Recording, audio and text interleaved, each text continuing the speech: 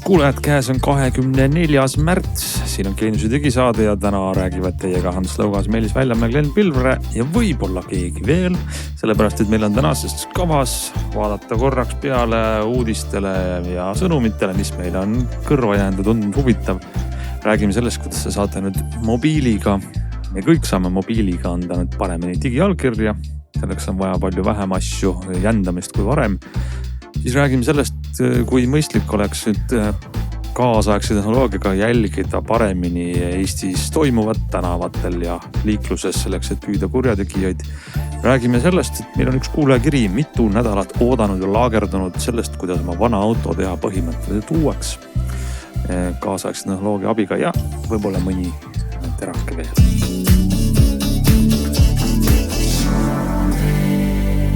Nii, hakkame siis peale võib-olla esimese väikse sellise teatega, mida saatis laiali Riigi Infosüsteemi Amet, kes lubab, et digiallkirjastamine nutitelefonis on nüüd veelgi mugavam. Ja ilma pikemalt Riia juttu tsiteerimata ma võin siis rääkida, kuidas ise seda tõesti kasutasin. Ja ma oletan, et me kõik peaaegu kõik saame seda ise ka proovida. Nimelt on jutt siis sellisest mobiiliäpist nagu Riia Digidoc, mis on mõeldud telefonis, näiteks dokumentidele allkirja andmiseks. Selleks on vaja siis, et fail, mida allkirjastada on telefonis. Ma ei tea, saate selle sinna saata mingi pilveteenus kaudu, postiga, mis iganes viisil. Igatahes, hakates midagi allkirjastama Digidoc failis, on nüüd siis selline võimalus, et varem tuli anda allkiri näiteks mobiil-ID-ga, selleks on vaja teile seda lepingut operaatoriga või smart-ID-ga. See on teil võib-olla olemas, võib-olla ei ole.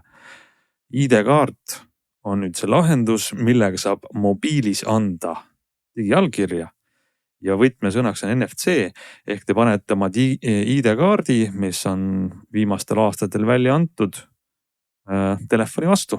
Telefonil NFC tugi ja saate tulemuseks oma äppi siis digiallkirjastatud faili. Asendab ka seda autentimist ka või ainult allkirjastamist? See on ainult autentimiseks, et sul on mingi fail ja tahad teha sellest nii-öelda asi. Kas ma saan sellega ka internetipankades kuhu iganes sisse logida? Ehk kas see nagu asendab nii PIN 1 kui PIN 2? Siin on vaja ainult PIN 2, see on ainult allkirjastamine. See ongi see Digidoc rakendus, mis sai selle toe. Et see ei ole nagu päris nii, et kui mul nüüd telefonis puudub mobiil-ID, mul puudub ka smart-ID ja ma tahan nüüd panka sisse logida ja siis võtan oma uue ID-kaardi ja panen selle vastu telefoni, siis ma ikkagi ei saa sisse. Jah, see on ilmselt seotud siis selle vastava rakendusega, kus sa sisse logida. See pank peaks seda asja lisama, eks ole, see on nende töö, jah. Mida Riia näitab, et see nüüd igatahes toimib. Minu arust tulid meil välja NFC toega ID-kaardid, ma ei tea mingi. Ma nüüd eksin, aga 8 aastat tagasi või igatahes üliammu.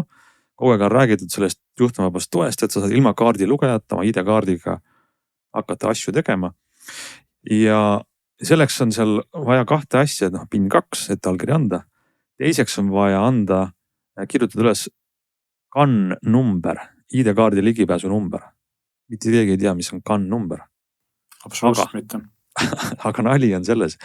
Me kõik teame, mis on meie ID-kaardi peal, kui sa ilma sinna vaatamata, seal on ilmselt minu nimi, isikukood, foto. Kõige suurem number üldse, mis on ID-kaardi peale kirjutatud, kõige suuremas fondis, see on CAN-number. Ja mitte keegi meist teanud sinna see olemas on ja kus seda kasutada saab. See on kõige suuremalt on mingi suvalised 6 numbrit, palju suuremas fondis ja kõik muud andmed meie ID-kaardi peal. Pildi all on 6 numbrit. Just, sa märkasid on ja. Ma pole kunagi näinudki, et seal on mingi tohutult suures fondis 6 numbrit. Nüüd tuleb välja, et tegu on CAN-numbriga ja sellega siis toimibki see NFC-ga allkirjast. No kas see päriselt toimis? Sa siis proovisid järgi, ma saan aru. Proovisin järgi, võttis sekundid. Küll on kahju, me ei saagi öelda, et ei tööta. Et kõik ei mingit seadistamist, ei midagi erilist, võttis tõesti sekundid, fail on olemas, valmis, lähme edasi oma eluga. Ja see eeldab siis, et telefonis on Digidoci viimane äpp, nii Androidil kui Apple'il ja telefon on siis igal juhul, kuidas ma ütlen, kas on toetatud kõik telefonid, millel on NFC või üldistada nii?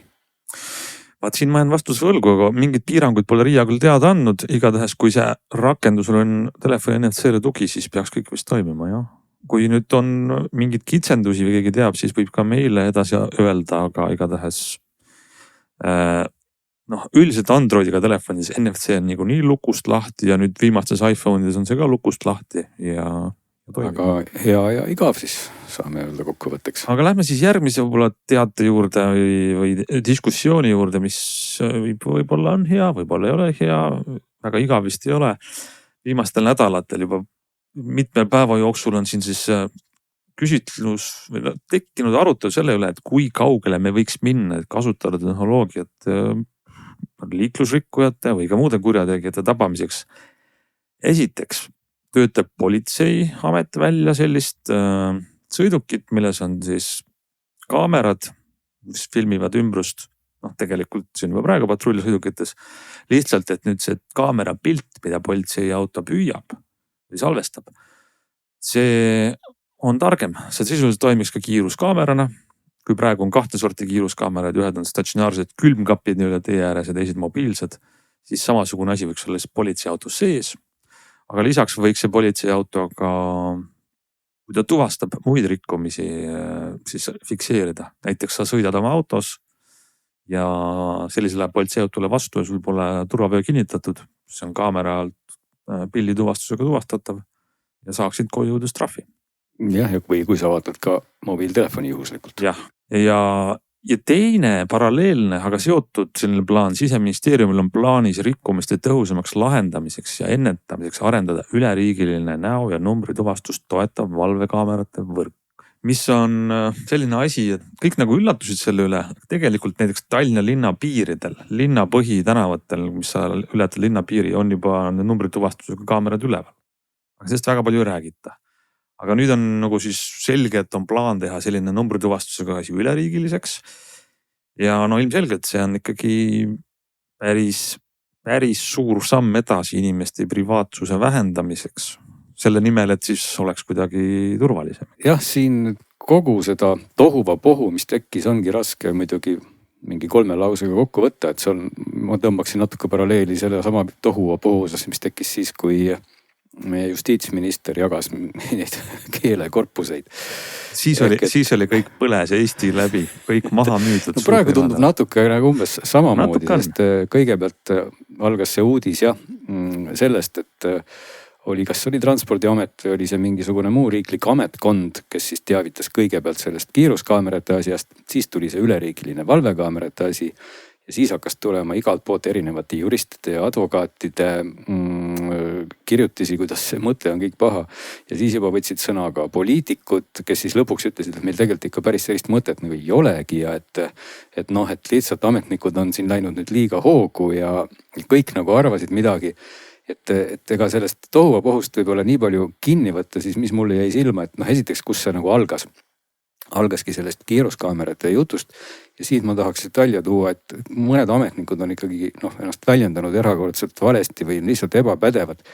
Ehk et jutt oli sellest, et meie need statsionaarsed kiiruskaamerad, mida sa mainisid, nii-öelda külmkapid, et nende eluiga hakkab justkui ümber saama. Et nendega on siuke lugu, et neid tegelikult on praegu alles 34, et neid oli 48, täna on 34 ja nüüd nad vaikselt surevad ära ja et kui neile enam sellist uuendusi ei tehta, et siis vaata, et 3-7 aasta pärast on nad üldse kadunud. Ja selle koha pealt siis oligi just nüüd asenduseks kõik nüüd see võrgustik ja mobiilsed jälgimised ja ütles siis Transpordiameti direktor Priit Sauk, et kõigil inimestel on see väga täpselt teada ka, kus meie tänased statsionaarsed kaamerad on. Ja see ei ole väga efektiivne järelevalve meetod. Ja siin hakkasid mul nagu mõlemad silmad blinkima, sest et tegelikult need statsionaarsed, mina olen nõus sellega. Tegelikult statsionaarsed kaamerad paigaldati sinna, kus inimesed ei kihutaks. Ehk et ohtlikesse kohtadesse, kus on kurvid, paha nähtavus, võib-olla teeolud on kehvad. Ja kui inimesed edaspidi seal ei kihuta, siis on need kaamerad väga efektiivsed. See on tõsi. See ongi see, milks need kaamerad sinna paigaldati. Neid ei paigaldatud sinna, et kasseerida sisse miljoneid, vaid selleks, et inimesed sõidaksid normaalse kiirusega. Kui inimesed sõidavad seal normaalse kiirusega, siis härra Priit Sauk, need kaamerad ongi efektiivsed. See on see sama asi, et kui mina paigaldan poodi omale turvakaamera, et vargusi vähendada ja siis, kui mul poest enam keegi ei varasta, siis ma mõtlen, et see on küll üks jube ebaefektiivne kaamera, ma võtan selle sealt poest nüüd ära. Efekt on ju tegelikult see, et sul on õigus, et nad piiravad ohtlikes kohtades, aga neid ohtlik kohti on palju rohkem, kui need kaameraid on ja inimesed kihutavad mujal. Mina arvan, et selle vastu ikkagi ja siin minu arust tuleb ka teha vahet nendel kahel ettepanekul. Üks asi on siis nii-öelda keskmise kiiruse mõõtmine, mida tehakse loomulikult võiks teha vähemalt ja ettepanekud sellised on auto numbri alusel, mitte juhi näo alusel. Teine asi on see, et kui meil pannakse tõesti nagu hakatakse jälgima seda, et kas mul juhuslikult nägu on purksis või ma telefoni näpin ja vaadatakse, kes seal autos parajasti on. Need on kaks erinevat asja, et see keskmise kiiruse mõõtmine on Euroopas nagu üsna levinud ja see on olnud üsna efektiivne päris mitmetes riikides ja minu arust see on nagu õige mõte, sest see anarhia, mis praegu meil ikkagi teedel, eriti maanteedel toimuv, on nagu käsitlematu. Ise sa, Glen, jagasid meiega üks päev ühte videot, kus minu arust sina tegid valesti ja teine kaasliikle tegi väga palju rohkem valesti. Nii et selles mõttes ja mina, kes ma olen võib-olla Aarega autojuht, aga mulle meeldiks, kui seda asja ohjeldataks natuke rohkem. Ja teine asi, kuidas me saame nagu alternatiivi sellele keskmise kiiruse mõõtmisele olekski tegelikult panna trahve kõvasti suuremaks, aga sellisel juhul meil on vaja politseiametnikke, kes seda rikkumisi tuvastaks, et neid meil ilmselt ei saa olema, sest et riigil ei ole raha, et neid juurde valgata. Siin on nagu paar aspekti, mis kipuvad minu arust natuke kohe minu segamini, et see esimene pool lihtsalt, mida mina rõhutasin, on see, et väga, väga halb on, kui statsionaarsed kaamerad kaovad ära, sest et need statsionaarsed kaamerad olidki nendes kohtades, kus inimesed ei kihutaks. Selle poolega ma olen nõus, jah. Ja toodi ka statistikat välja justkui, et enamiku trahvirahast kasseerivad täna mobiilsed kaamerad versus need 34 statsionaarset kaamerad. Ja see justkui ka siis tõlgendub ametnike arvates kuidagi halvaks. Jällegi vastupidi, see tähendabki seda, et statsionaarsete kaamerate vaateväljus ei kihutata, mis ongi nende eesmärk, eks ole. Nii et kui edaspidi hakkab olema nüüd ainult see mobiilne tuvastamine autodes, siis see tegelikult ei pruugi üldse anda niivõrd head tulemust. Teine asi on keskmise kiiruse kaamerad, see on jäänudki täna ka täpselt selle mitte turvalisuse, vaid privaatsuse klausli taha just selle mõtte või selle punktiga, et kui selline statsionaarne kaamera teeb pildi minust siis, kui ma rikun, siis keskmise kiiruse kaamera teeb pildi minust igal juhul. Ja kui ta pildistab mind autos koos numbriga, vaatab minu turvavööd ja vaatab ka seal muid asju, siis tekibki see õigustatud küsimus, et kas riik peaks juba eeldama igalt seadusekuulekalt kodanikult, et ta on süüdi. Ja siin oli ka üks väga huvitav klausel, või mitte klausel, vaid lause, kus selles samas uudises siis öeldi, et kui keskmise kiiruse kaamerad mõõdavad siis keskmist kiirust ja tuvastatakse, et siis see auto parajasti ei kihutanud, siis nende sõidukite andmed kustutatakse põhimõtteliselt koheselt. Mida tähendab põhimõtteliselt koheselt? Minu arust on variant, kas kustutatakse koheselt või ei kustutata koheselt. Mis kuradi põhimõtteliselt koheselt? Et siin meenub mulle saade, mida hiljuti kuulasin, just kus võttis advokaat Karri Ginter sõna ja ütles, et tema personaalselt tegi päringuid andmebaasi ja sai sealt piltide peale oma sõpru ja lapsi ja keda iganes. Ja need olid aastate tagant tehtud pildid, mis siis olid ka võib-olla kustutatud põhimõtteliselt koheselt. Nii et see on nagu väga selline, väga hell koht, kui me nagu lubame, teeme sellise seaduse muutuse nüüd, et me hakkamegi nii tegema, siis võibki ühel hetkel sattuda, et meil on selline nii-öelda superandmebaas, kus me oleme kõik oma hamburgeritega peal ja need koonduvad kõik ühte kohta ja võib-olla isegi mitte ainult inimese haldusesse, vaid siis ka AI juba möllab usinalt nende piltidega. Et siinkohal pigem oleks selline skeptiline usaldamatus palju tervislikum, kui öelda, et oi kui tore on, et meil igalt poolt nüüd jälgitakse ja piiratakse. Nõus.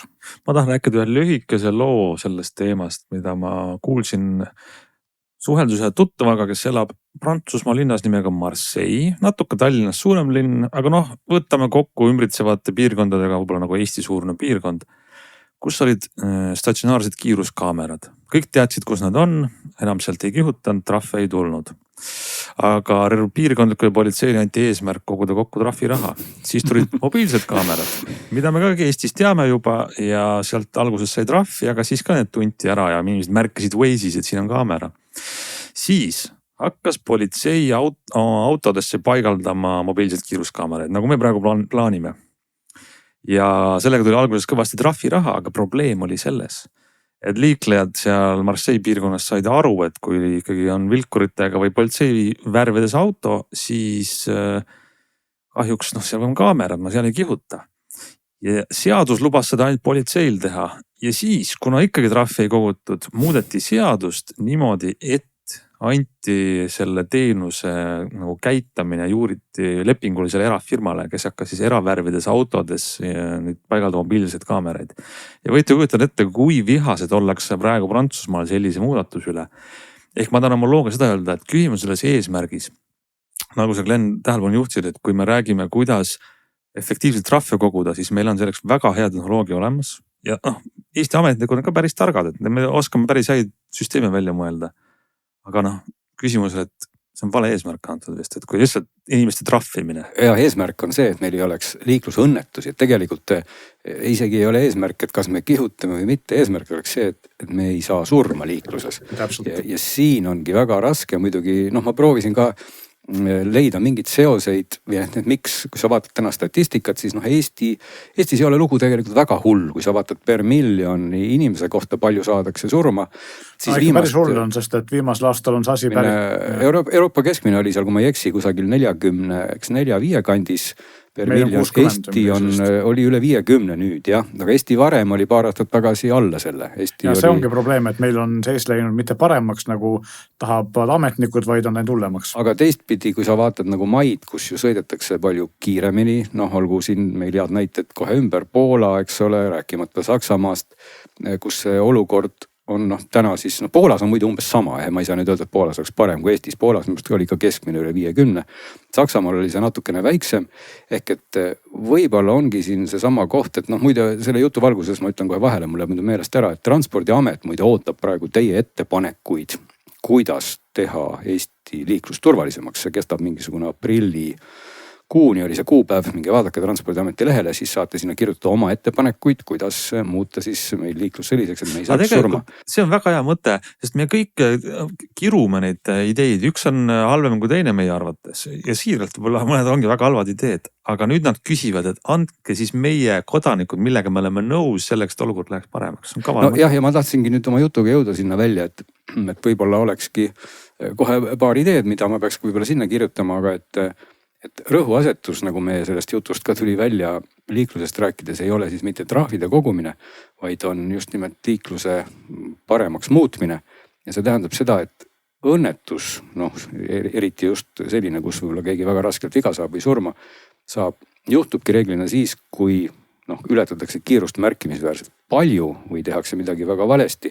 Et õnnetus ei juhtu nagu selle koha peal, kus ma sõidan piltlikult öeldes 90 päikselisel maanteel juhuslikult 105-ga ja siis juhtub minuga surmaõnnetus. Et seal seda õnnetust kindlasti ei juhtu, küll aga võib see õnnetus juhtuda näiteks talvisel ajal, kui seal samal maanteel on ka see sama kiiruse piirang ja ma sõidan hoopiski ilusti õige kiirusega, aga tee on hoopis väga libe, mul on võib-olla mingid valed rehvid ja ongi õnnetus käes. Ehk et siit nagu tuleks vaadatagi sinnapoole esiteks, millised on meie teed, millised on meie teeolud versus kiirus ja samamoodi ka kiiruse trahvide puhul tuleks väga suur vahe teha sellistele väikestele rikkumistele versus väga arututele rikkumistele. Ehk et võiks olla tõesti nii, et kui ma sõidan siis, ma ei tea, ületan kiirust 50 kilomeetrit tunnis, siis igal juhul lähevad mul, ma ei tea, load mitmeks aastaks koos autoga, samamoodi joobes juhtimine. Need trahvid peaks olema selliste raskete rikkumiste eest, tõesti nagu väga rasked, aga selliste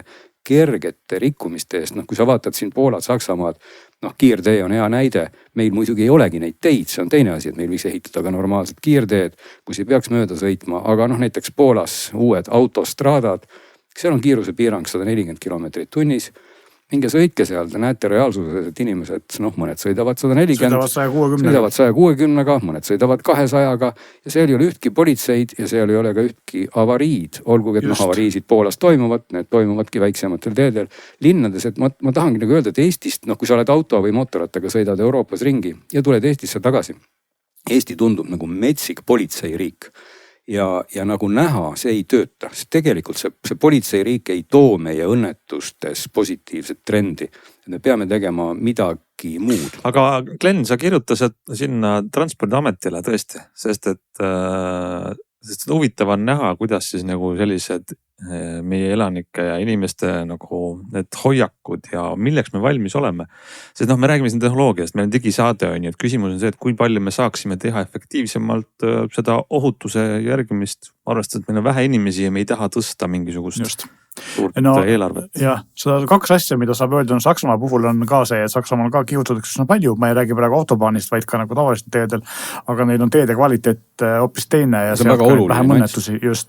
Ja teine asi on see, et mis Eestis toimub, siis minu arust just nende suuremate õnnetuste põhiline probleem on see, et ma ei tea millegi pärast, kas me oleme kõik nii närvilised või meil mingi muu häda, aga kõigil on kohutavalt kiire kogu aeg ja kogu aeg kõik peavad kuskilt mööda sõitma täiesti jaburalt, et kui sul sõidab ikkagi ees rekka 89 kilomeetrit tunnis 90 alas, siis sa ei pea sellest mööda sõitma, sul ei ole vaja sõita 95, eks ole. Et selles mõttes selle mentaliteedi muutmine on tegelikult see, mis oluline on ja ma ei tea, kuidas selleni jõuda. No ega selleni ongi väga raske selles mõttes jõuda, et see on täitsa selline inimlik mentaliteet, sest muide teed on ka ju projekteeritud niimoodi, nagu ma sain teada, et seal ongi väike kiirusepiirangu varu alati, et kui meil on maantee ehitatud 90 piiranguga, siis tegelikult... samuti tehtud. Nojah, et selles mõttes, et tee ongi selline, et möödasõidu ajal võikski seal siis kiirust mõistlikult ületada, et saada ohutult mööda. Ehk et see on seesama koht, et riik ei peaks istuma siis seal möödasõidu ajal nüüd põõsas. Sest et ega see kolonnides sõitmine loomulikult üks väide on see, et mida sa siis kihutad, et sõida selle veoka taga ja sa jõuad Tartusse, ma ei tea, 3-4 minutit hiljem ja kõik on rõõmsad, aga teistpidi on inimesel võib-olla põhjendatud mingisugune vähem põhjendatud, rohkem põhjendatud tahtmine sellest veokast mööda saada, võib-olla see on haiseb pahasti, võib-olla tuuleklaasi lendavad kivid, võib-olla tekib hoia suuremat mingi... pikki vahet. No just, eks ole, et alati võib olla sellist nõu anda inimesele, et ära tee nii, aga teistpidi, kui tal on nagu õigus sõita mööda, ei saa ka seda kuidagi pahaks panna, et võib-olla peaks see veokas siis hoopiski võimalusel näitama suunatulega, et palun mine nüüd mööda, sest ega pikas kolonnis sõitmine, see saabki alguse sellest, et esimene auto ei lähe mööda, eks ole. Et kui esimene auto jõuab veokale järgi, siis teisel on juba raskem minna, kolmandal veel raskem minna. Ja siis lõpuks ilmub sinna rivi lõppu mingisugune eriti närvis tüüp, eks ole, kes hakkab siis sõitma juba 20 autost 150-ga mööda ja ongi pauk käes. Et tegelikult kui see esimene auto oleks läinud mööda, siis oleks olnud kõik nagu paremini. Et siin on väga raske üldistada, sest statistikasse sisse vaadates me näeme ainult selliseid numbreid väga üldises plaanis, aga avarii põhjustab ju alati mitte üldises plaanis see keskmine inimene, vaid mingisugune erandolukord, mingisugune viga, mingisugune valearvestus.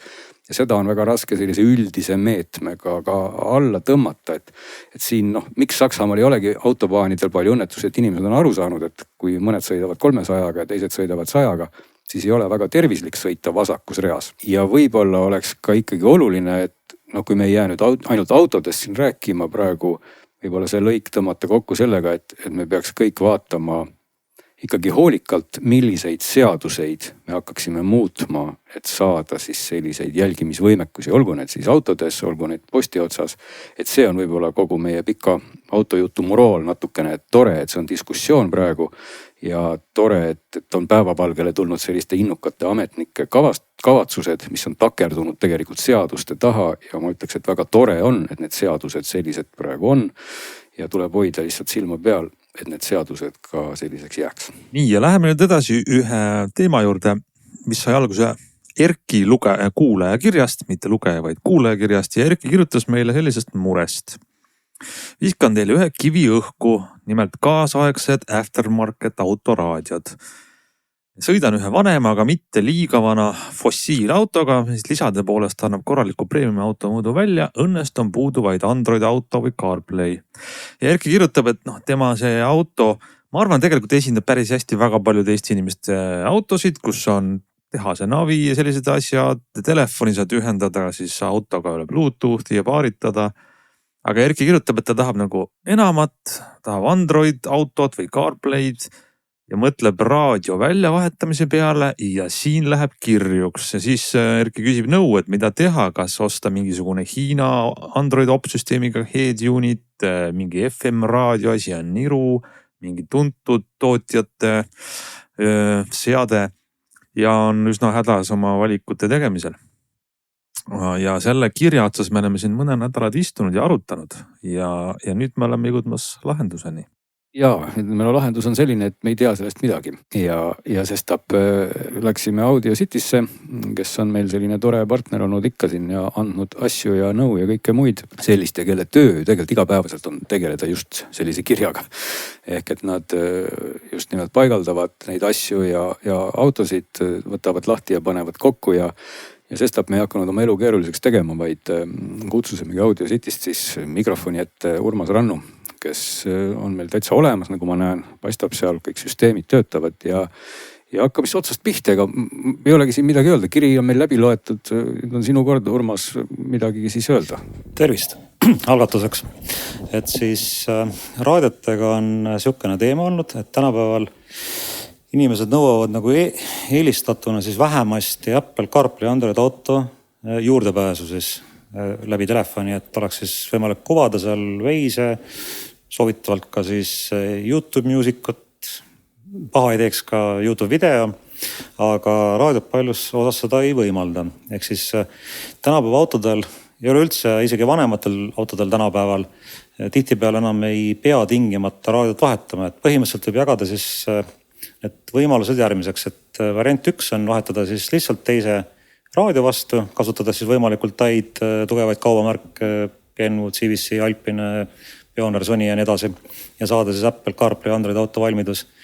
Teine sihukene päris lihtsam ja ka hästi töötav võimalus on see, et juhul kui on sellel raadiol olemas näiteks Apple CarPlay juhtmega valmidus, osadel autodel tänapäeval on juhtmega, siis võib sinna juurde panna Android Boxi.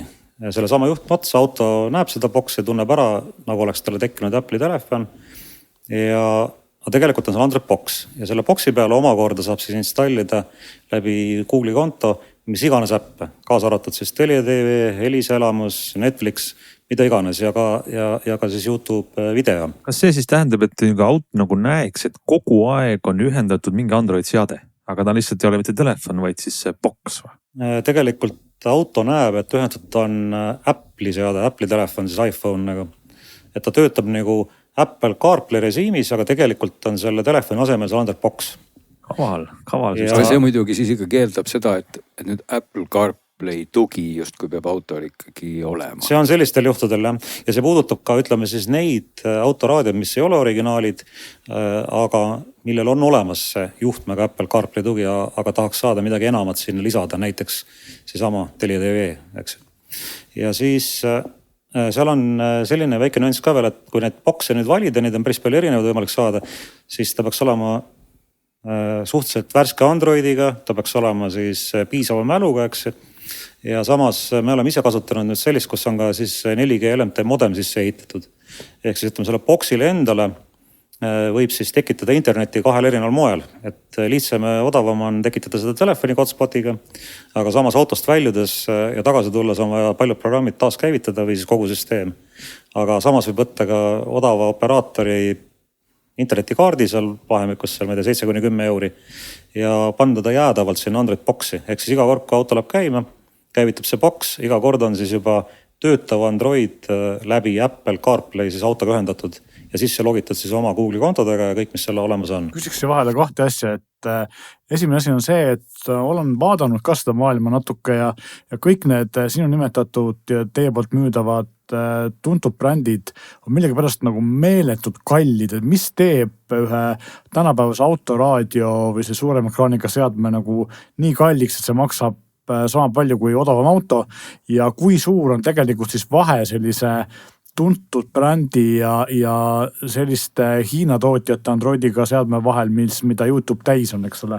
Ja teine küsimus kohe otsa, et siis ma ei sega pärast vahele on see, et kuna teie puutute see kogu aeg kokku, siis kui on selline vanem, ütleme 10 aasta vana auto või selline, kuhus ei ole üldse nagu sellist tänapäevase ekraaniga seadet, et kas kui lihtne on saada või kui hea on saadavus nendele kittidele, mida siis teie ilmselt paigaldate, kuhu sisse läheb siis selline tänapäevane seade selle originaalse ilma ekraanita Maci asemele. Seal on nüüd niimoodi, et kui nüüd raadiote vahetusest rääkida, ennem ma rääkisin nagu Android Boxist, et kuidas seda nagu siis täiendada. Raadiote puhul on siis niimoodi, et on võimalus panna kahte moodi, et siis panna nagu sellise spetsiaalse ülemineku mudeli kohase raamiga siis järelturu raadio kuulsamalt tootjalt, aga nende hinnad on ka nüüd aastates alla tulnud, et ütleme sihukese Apple CarPlay Android auto toega, siis seade maksab seal 300 pluss eurot suures piires, eks ju. Ja sealt järgmise mudelid siis, mis hinda tõstavad, on see, et tuleb siis see, et on CarPlay siis juhtme vabaks läinud, eks ju. Ja sedasi tulevad juba kallimad mudelid nagu.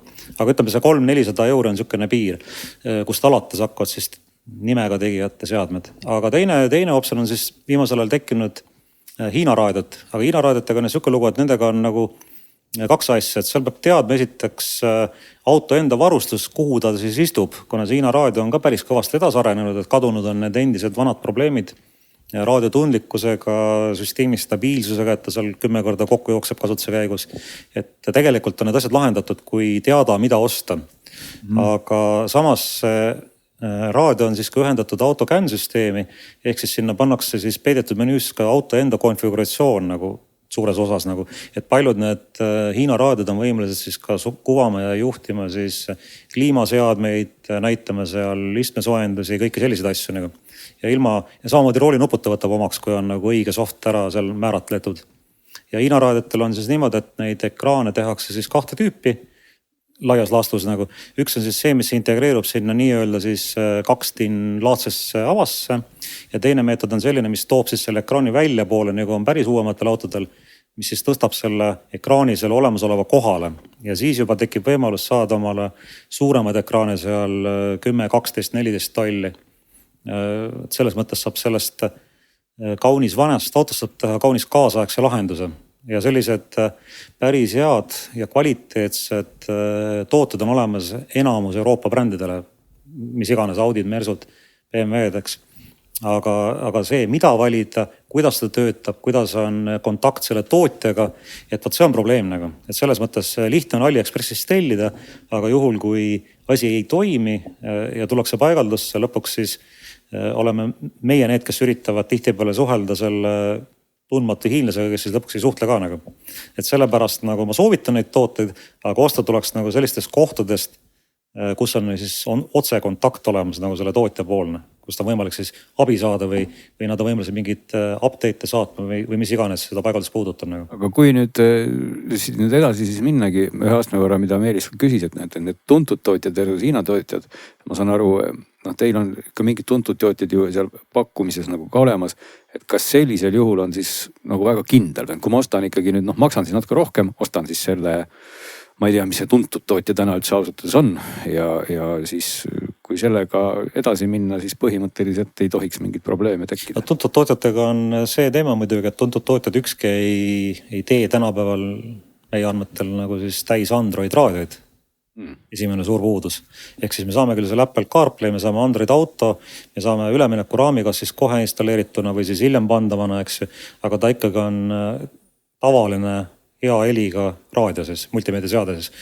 Okei, uuematel on küll nüüd olemas seal 3 kaamera sisendid ja nii edasi, eks. Aga ta ei ole täisväärtuslik Android, ehk siis. Aga see tähendab ikkagi tal sellist ekraani just, kui ta nagu ei, nagu sa mõtlen ilmselt vanas autos muidugi, ma hakkan praegu mõtlema tegelikult ju siis sellist kohta ei olegi, kuhu see ekraan vist nagu mahuks või et kui ma mõtlen uuema auto peale, siis seal on ju kohe mõeldud selle peale, et keskunit ongi vähemalt nii-öelda 2 tin või laiem või kõrgem koos ekraaniga.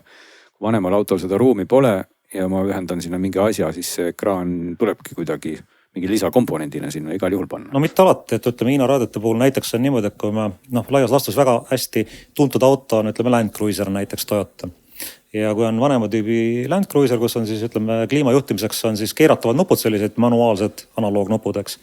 Et sinna on võimalik paigaldada näiteks Hiina Tesla stiilis suure ekraaniga raadio, mis kaotab ära ka need manuaalnupud. Ehk siis kogu selle kliimajuhtimine läheb üle nagu digitaalsele kujule läbi uut ekraani.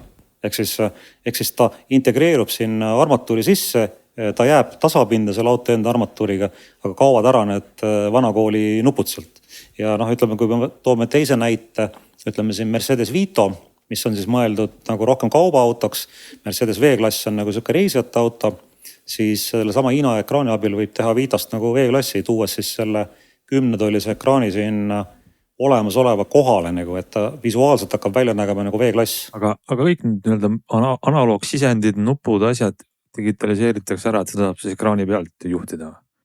Sõltub, et ütleme, jäävad ka need tehase nupud tööle, mis on roolil näiteks. Et ta ühildub ja integreerub nende tehase nuppudega ja ma saan juhtida seda sama asja siis ka lisaks veel autoroolilt.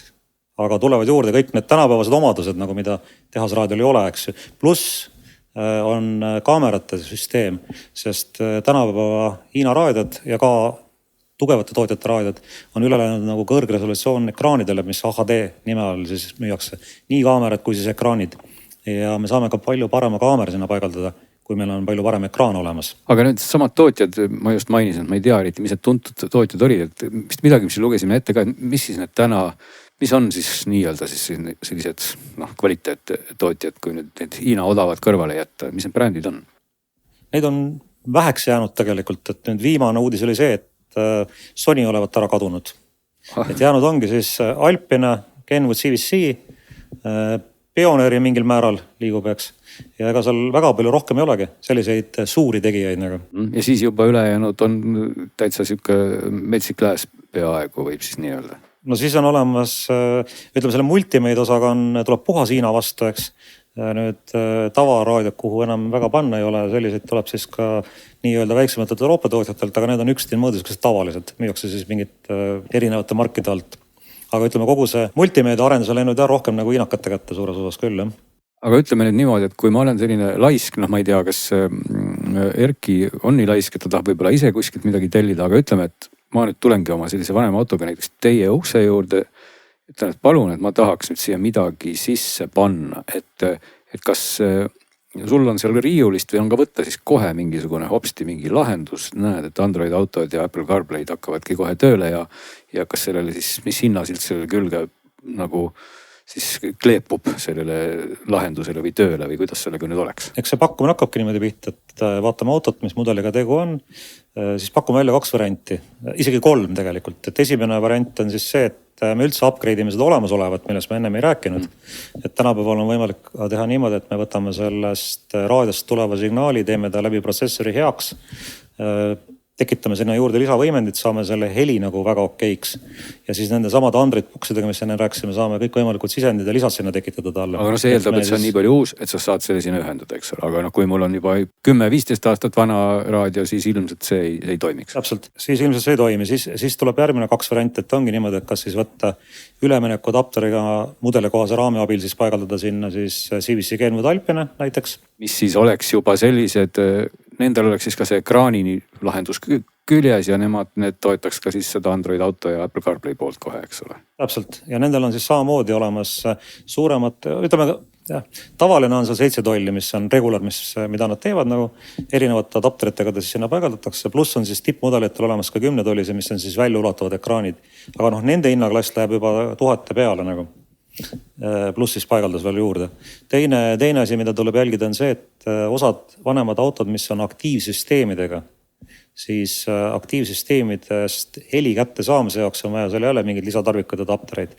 Nüüd kui võtta see Hiina raadio, siis kui need on mudeli kohaselt tehtud, siis seal on see valmidus ka ette nähtud, et sa vahetad selle raadio koos ekraaniga ära ja need tehase võimendid hakkavad seal automaatselt tööle, nagu juhul kui on õige raadio valitud ja õieti seadistatud loomulikult.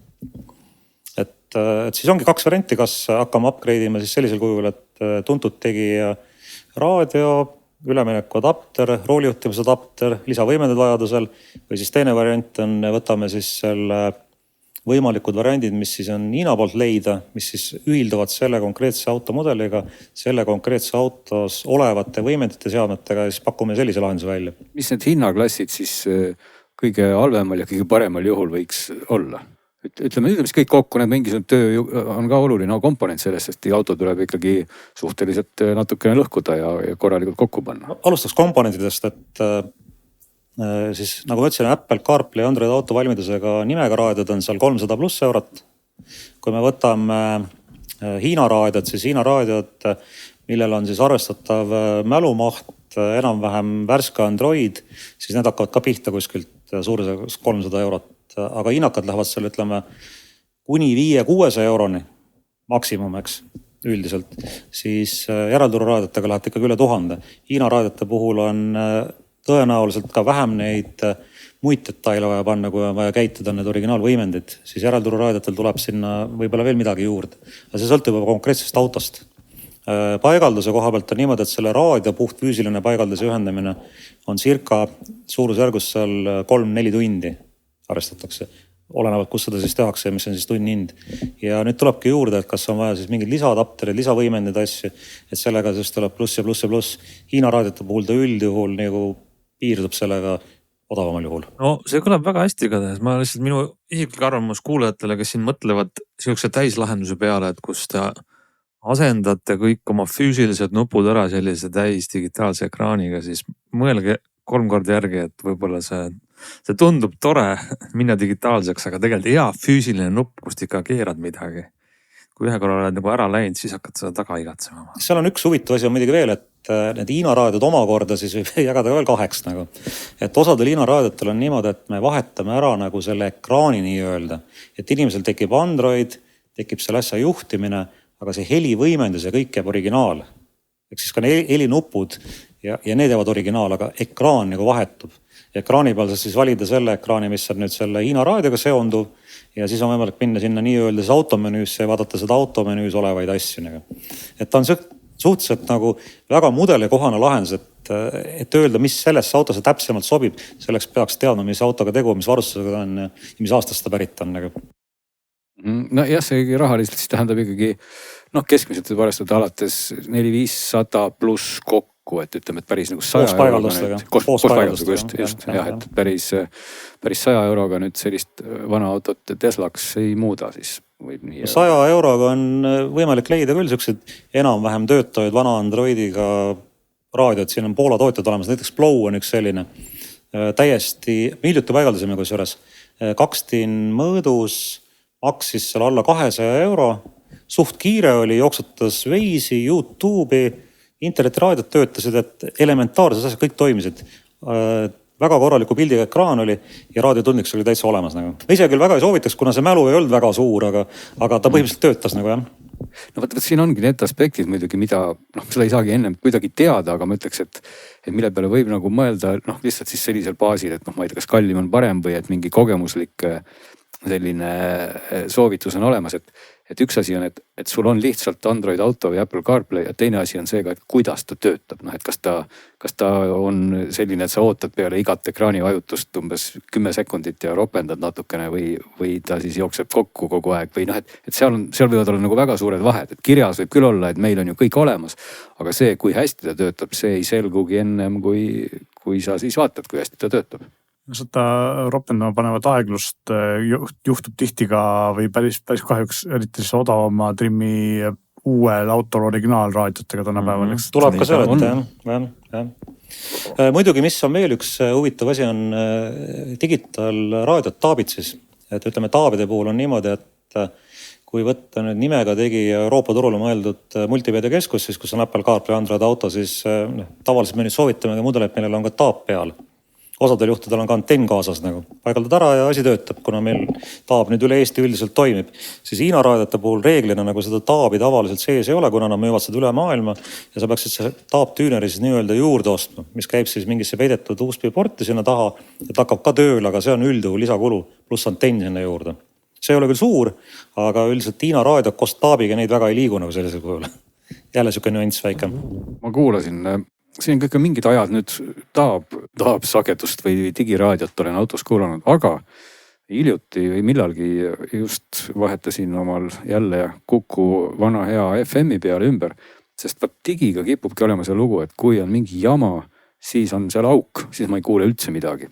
Aga FM-iga tuleb tunnistada, et vähemalt Eesti piires ringi sõites on see lugu parem, et ta võib-olla isegi natuke seal kahiseb või sahiseb, aga ma kuulen, aga isegi Tallinnas sõites ja kuulates näiteks autos enamasti mängib mul Kuku, ma kuulan taabiga, siis ma tean juba näiteks Tammsaare teel on üks koht, kus on auk kogu aeg. Ja siis on veel linnas kohti, kus on auk ja austades närv läheb mustaks, eriti kui selle augu koha peal on ummik ja on mingi huvitav saade ja siis oli kogu aeg taabis auk, lihtsalt jääb raadio vait. Taabi koha pealt oleks muidugi seda nagu silmas pidada, et Taab Eestis taas avati üle-eelmise aasta novembris ja Levira tegeleb selle Taabi võrgu täiustamisega jooksvalt. ehk siis see pilt kogu aeg paraneb nagu tegelikult. Kas Glenni mure lahenduseks ei ole, et mingid korralikumat sorti antenn panna katusele ikka? Ma tahtsin just küsida seda, et kas selle Taabi antennidega on ka toimunud mingisugune edasiminek, sest et siiamaani enamus Hiina raadioid, mida mina olen näinud kuskil YouTube'is, kipub niimoodi olema, et see antenn tuleb kleepida kuskile tuuleklaasi peale, mis on üsna kole, et kas neid mingi peidetud või sisemisi antenne ka on olemas normaalselt? Nad just on nii koledad ongi, sellised kleepimisvariandid.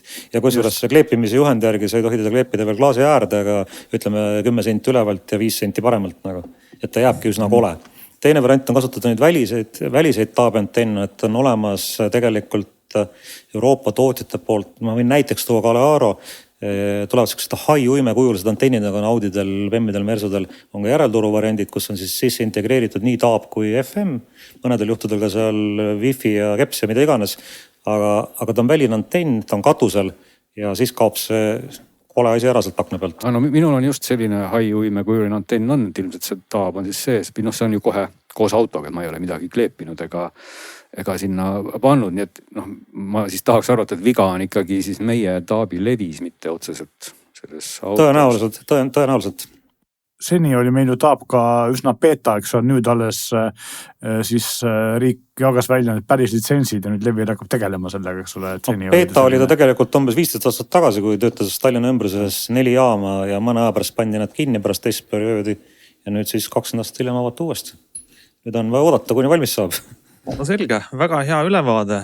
Võib-olla mul lõpuks on meil selline retro küsimus, et nooremad kuulajad või väga noored kuulajad meil võib-olla ei saanud aru sellest, aga kas ikka veel liigub ka selliseid autoraadioid, kus ma saan paneeli ära võtta ja tasku pista? See mul tekkis nostalgia pisar kohe praegu. Vot see on küsimus, mida pole enam ammu kuulnud. Isegi ma ütleks, et isegi oli ju raadio, mille sai autost kaasa võtta. Et see kõigepealt oli see, mille sa võtsid sangaga kaasa, siis see oli tunduvalt kindlam, sest et vahepeal ikkagi ka juba paneelid liikusid järelturul. Aga neid vist enam ei ole või? Mina mäletan seda aega, kus sai ikka müüdud autoraadioid selliseid, kus inimesed käisid küsimus, kas ta ikka sang on. No praegult on pigem nagu, kui varguse peale mõelda, siis rohkem varastatakse tuksi läinud originaalraadio asemele teine originaalraadio lootusesse tööle saada, kuna see maksab 1000, eks. Et see järelturu raadiot hinnad on nii alla läinud, et koos paneeli, ilmapaneelid, teda väärtus on nii väike, see müügivõimalus on nagu suht kaduv väike niimoodi, et tänapäeval ei ole küll enam raadiovargus nagu tegelikult teema nagu väga, peab ütlema. Kas juba, kui sel teemal edasi olla mõelda, ma lihtsalt mõtlen, et tänapäevastel autodel me ei saagi enam, seda kohta nagu ei olegi, meil ei olegi mingit standardkohta seal, et ongi põhimõtteliselt ainult mingisugune ekraan kuskilt, seda ongi väga raske ilmselt üldse autost kätte saada, aga vanemal juhul jah, me rääkisime nendest DIN-pesadest ja kõigest muust, eks ole. Et ma hakkasingi lihtsalt mõtlema seda, et kas see on ikkagi siis niivõrd kui standardiseeritud ja oleks justkui varastatav kraam ju tegelikult, et kui ma ikkagi panen sellise tuntud tootja kalli asja, mis võtab mul 2 DIN-auku ja siis juhtumisi ma olen selline varas sõber või vastupidi, tahan ka omale sellist ja siis lähen löön sõbral akna sisse ja võtan selle sealt ära ja panen enda autosse, siis see oleks tegelikult nagu äriideena ju teoreetiliselt toimiv. No jaa, aga kui ta maksab praegu seal, nagu ma ütlesin, 300 € pluss, samas seda kätte lihtsalt ei saa mingite võtmete abil, nagu see vanasti käis 2 sekundiga välja. Okay. Tõenäoliselt ma lõhun ära pool autot ja selle raadio enda nagu, et siis mis on tema jääkväärtus ja kellele seda müüa, et siin ostjad on kadunud.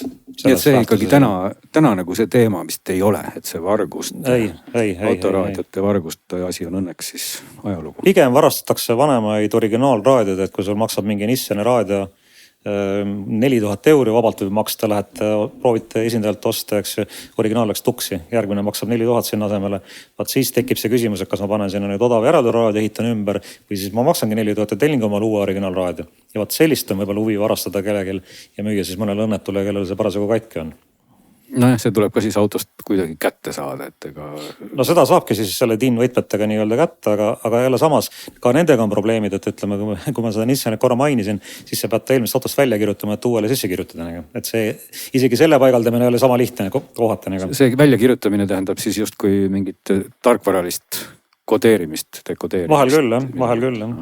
Sõltub mudelist ja raadiost. Tead, ma usun, Glen, see varsti läheb sellises, mis need on, need young timerite või siukeste moodsate unikumide kategooriasse juba, nii et võid selle hoida alles endale küll. Aga ütleme siit kohalt Urmasele suured tänud infot jagamast ja loodame, et Erki ja teised kuulajad said said natukene vähemalt ideid, kuidas edasi minna oma murega. Ja võib-olla saate lõpetuseks täna üks väike teema on veel jäänud. Meelis, sa käisid vahepeal, sõitsid seekord mitte autoga, ei olnud kaamerat vaateväljas, ei kuulanud autoraadiost midagi, küll aga ühe suurema sõiduvahendiga ja tahtsid ka kuulata muusikat seal. Ja juhtus nii, et käisin vahepeal korraks lendamas ja kuna oli võimalus siis proovida erinevaid juhtmobase kõrvaklappe, mida me siin oleme juba, millest me oleme siin muudest omadustest rääkinud, siis ma mõtlesin, et väga hea oleks võib-olla proovida ja võrrelda, kuidas nemad käituvad lennukis ja võisin siis kaasa Huawei FreeBuds Pro 4, OnePlusi kõrvaklapid uuemad OnePlus Buds Pro 3 ja Pixel Buds Pro 2. Kõik on pisikesed klapid, millest me oleme siin viimase aasta jooksul ja mõnedest ka just hiljuti pikemalt rääkinud ja proovisin neid siis just nagu võrrelda mürasummutuse kvaliteeti ja siin tuleb kohe öelda, et lennukis vähemalt minu kõrva jaoks oli nii, et Huawei klapid olid päris selgelt kõige parem mürasummutusega. OnePlusid said enam-vähem vastu ja Pixel Budsid olid konkurentsid kõige kehvem mürasummutusega. Ja nüüd Huawei puhul võib öelda seda, et võib olla, et see erinevus tuleb ka sellest, et ma kasutasin siis neid mäluvahust otsikuid, mis passiivselt ka paremini mürasummutavad, eks ole. Et ma ei võtnud kaasa neid kummiotsikuid ja ma ei oska öelda, mis vahe nendega oleks. Aga Huawei puhul oli huvitav see, et seal oli tuuning on tehtud niimoodi, et ta summutab eriti hästi just seda häirivat lennukimüra või siis madalamat mootori kuminat ja selle ta võttis ikka praktiliselt täielikult ära. Aga vastupidi, et kui paar rida eespool keegi kaasreisija kõvemat häält tegi või siis kapten või stewardess kuskil lennuki kõlarist midagi rääkis, siis seda ta summutas näiteks vähem kui OnePlusi klapid. OnePlusi klapid summutasid mõlemat nagu suhteliselt ühtlasemalt, aga siis lennukimüra või sellise madalamuse summutus ei olnud nii efektiivne. Ja vastupidi, Pixel Budsid summutasid mõlemat ühtlaselt kehvemini.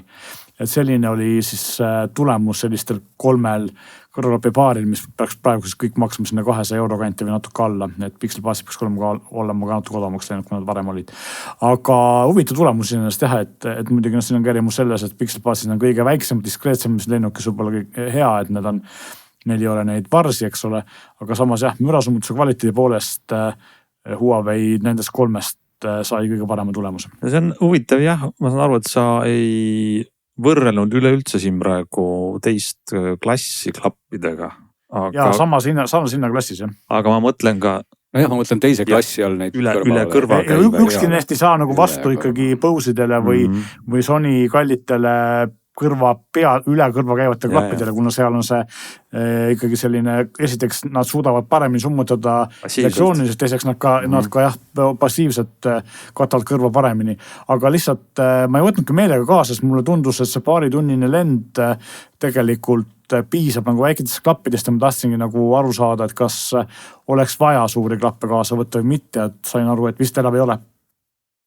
Nojah, sul oleks variant olnud ikkagi võtta rohkem klappe kaasa ja korraldada kerget diversioon, siis oleks nad kauem lennata. Mul ei olnud lihtsalt käe pärast rohkem, ma teadsin, läheb tüütuks kauem, peaks mingi uut paari hakkama vahetama, aga mul ei olnud ühtegi sellist, mis oleks nii-öelda relevantne praeguse hetke kontekstis. Ja ei, seda küll, jah. Ma lihtsalt mõtlesin, et oleks võinud siis ka kuidagi sundida lennukit kauem tiirlema. Parem mitte. Saaksid klappe testida, aga selles mõttes on siin, mida võib-olla siit jutust nagu järeldusena võib-olla meelde jätta, ongi see, et kui sind huvitab, siis tõesti see, et sa lennukis ei kuule müra ja laste ja kapteni hääli, on nagu just ühed klapid, võib-olla teised, või võib-olla siis need klapid sobiksid hästi kontorisse, sest siis sa ei tahagi kuulata teiste hääli. Aga kui sa tahad näiteks just nimelt kuulata, mida stewardess parajasti räägib, siis eks ole, need klapid kontori puhul võib-olla ei olegi nii head, sest sa kuuled kogu aeg, mida sinu kõrvalistuv stewardess kogu aeg räägib. Huawei puhul mul jäigi veidi selgusetuks, kas on see spetsiifiliselt nii tehtud tuuning või avaldas selle efekti just need mäluvahust otsikud, eks ole, mis ei ole kummist. Ma ikkagi arvan, et see on tuuning ja see ei ole üldse muide halb tuuning. Mulle ka meeldis, mõnikord mulle äkki, ma tahan kuulata, mida see kapten räägib. Ja, et minu arust, kui ma nüüd ei eksi, siis ka Sony nuppudel, nendel nööpidel on ka sarnane tuuning just nimelt, et nad võtavad ära pigem kuminaid ja pigem ka võimendavad isegi, et nagu omamoodi kombineerivad siis seda hear-through režiimi mürasummutusega mõnes mõttes, ehk et sa kuuled tegelikult kõrgemaid helisid, aga sa ei kuule seda madalat kuminat, sest ka tänaval liikudes on see iseenesest võib-olla just see, mis häirib, eks sul läheb ära ja see, mis vaja on, tuleb läbi. Ja. Just, et sa kuuled, kui mingi sireen tuleb või keegi ropendab ja karjub sul selja taga või et siis sa seda kuuled. No nii, aga tundub, et sellega me oleme tüürinud tänase saate lõppu. Meil on üht-teist head paremat kraami veel varuks. Kui mitte varem või hiljem, siis igatahes järgmisel nädalal kuulete meist jälle. Seniks aga ütleme aitäh kõigile saate kõnelejatele ja saate kuulajatele ja jätame nägemiseni.